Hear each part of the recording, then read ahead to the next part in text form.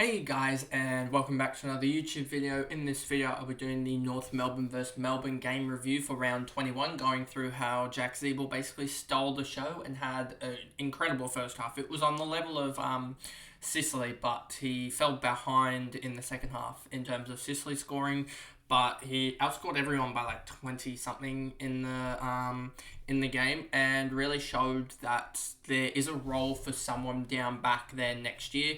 It's just depending on, is it going to be, I don't think it'll be Tucker, but is it going to be a Sheasel, or is it going to be like a Gota or something like that gets ridiculous returns.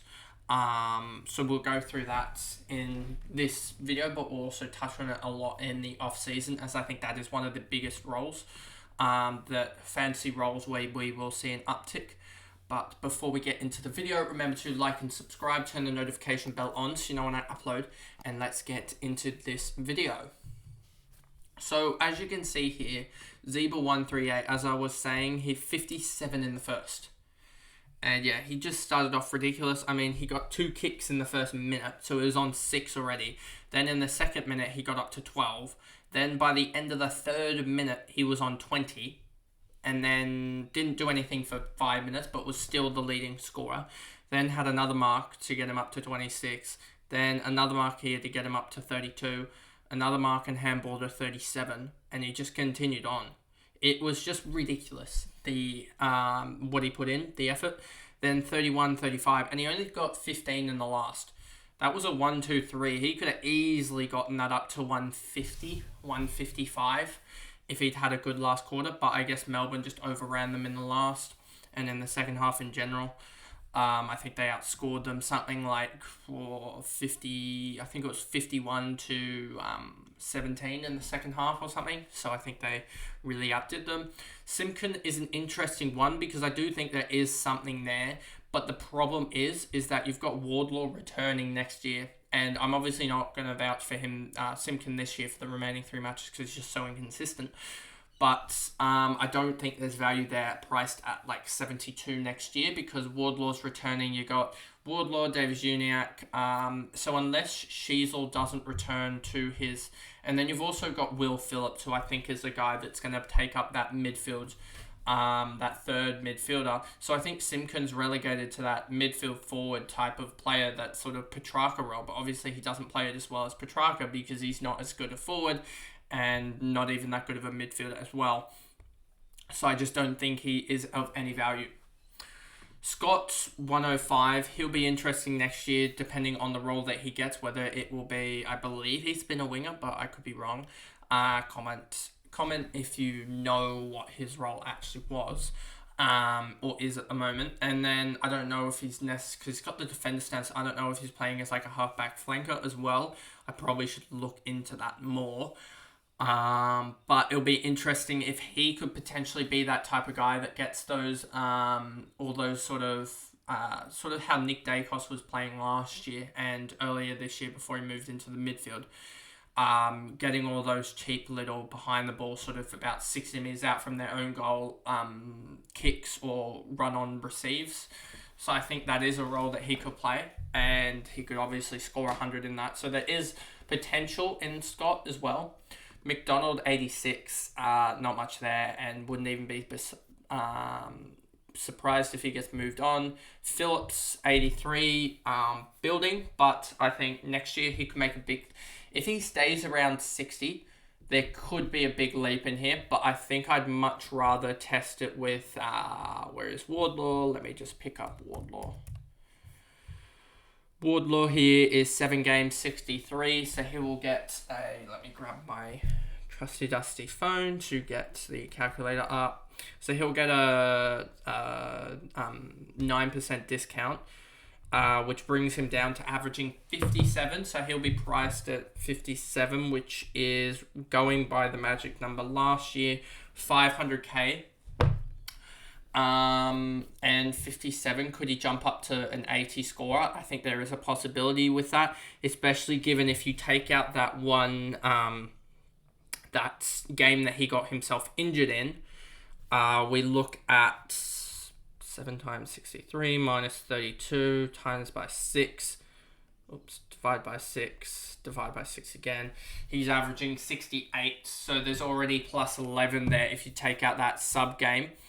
And then, and then you have like his spurts here at 97 here and 86 here. So he's going to follow a similar path, I think, to Matt Rowell, that tackling type of player. It's just whether can he get that 20 disposal games where he really flourishes. And I think that is definitely an option with Wardlaw. So I do think he will be probably that M5 for a lot of people this next year. Thomas, Taylor, Davis Uniacke. Davis Uniacke not scoring really helped me out as he was going off in the first, but then just didn't do anything. And I really like fading against him at the moment, just because I don't think he's as good as a consistent scorer as a lot of people say. And I do think he did score it against slightly weaker opposition. Goldstein, Turner, Sherry, Gota is one that I think could easily pick it up. Next year, the slack that Zeebel's giving, or that the slack that Zeebel will give when he, goes. 11, 21, 7, 18. So he's going to be priced at around 50 something. If I bring up Gota here, here he is, priced at 52.37 games. So he'll get the 10 games, and hopefully being priced at 50 as a defender could be good. So look at that if he does take up a bigger role. Tucker, Sheasel 53. He just didn't score well. But this is actually looking better considering he could easily take up the mantle of Zeebel, and him being priced lower at round about 96, 95 could really actually help him being jumped on a little bit more. Archer could be another one that picks up the slack as well. He looked all right, especially in the third quarter at least. In terms of fancy output, I don't know about his efficiency though, because I do remember he turned it over quite a lot.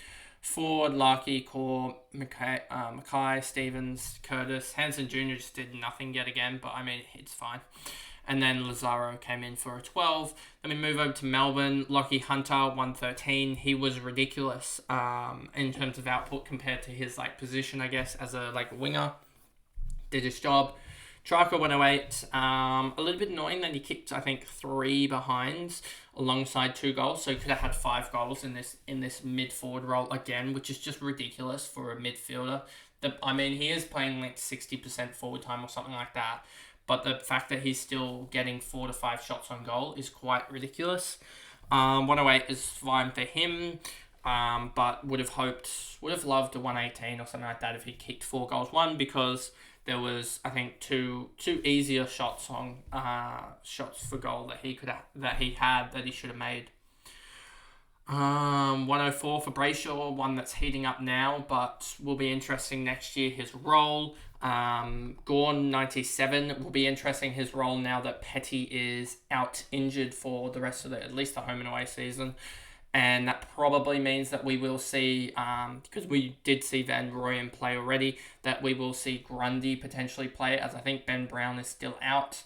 And I don't think they'll play Shaki, so I think that means that Grundy will come back in, lowering the output from Gawn, in my opinion, as I think they will lower his ruck time by 5, 10, 15%. And it's not going to be a full-on flip to Grundy as the leading ruckman, but it's going to be enough of a split that he's not going to have those 160 games that he was having. His max out is probably going to be 130, 120, which is still huge, but that would take a monster effort. And we see here, he does have these very quiet quarters, and if you take these 40 quarters and turn them into 30 quarters, then that's a 60, 70. We could be seeing those type of games from Gawn. Neil Bullen, 90, Salem, 84, Viney, 83, so he started to calm down a little bit, and we do have Oliver coming back next week, so I'd be jumping off Viney if you do have him and have the chance to jump off him, as I don't like him anymore with Oliver back in the midfield. It will probably mean that Brayshaw moves to half-back now, or you could see a midfield 3 of Viney, Brayshaw, and Oliver, and they play Petrarca up forward, which would be annoying, but I do think that Petrarca right now is the most damaging guy through clearance. Almost him and Bont through clearance work and goal scoring ability are the 2 most damaging midfielders at the moment. So I think you've got to put Petrarca in the middle either way. Chandler, Bowie, Harms, Rivers, and none of these guys really matter too much looking down at this list. And then obviously we have the petty injury, but that is basically the video there, and there isn't much going through here to talk about next year wise, other than just keep on the Petrarca forward train. Hopefully he gets that forward status for next year, because that will be the F1, as there isn't many forwards next year. And the only other forward that I can think of that is actually playing a little bit of midfield time is next year potentially is Chad Warner, because his numbers suggest that there is enough time for him to get forward status early on in the round 6 for next year. So keep an eye on that one. But other than that, that's basically the video, and I'll see you guys in the next one. Thanks, guys. Goodbye.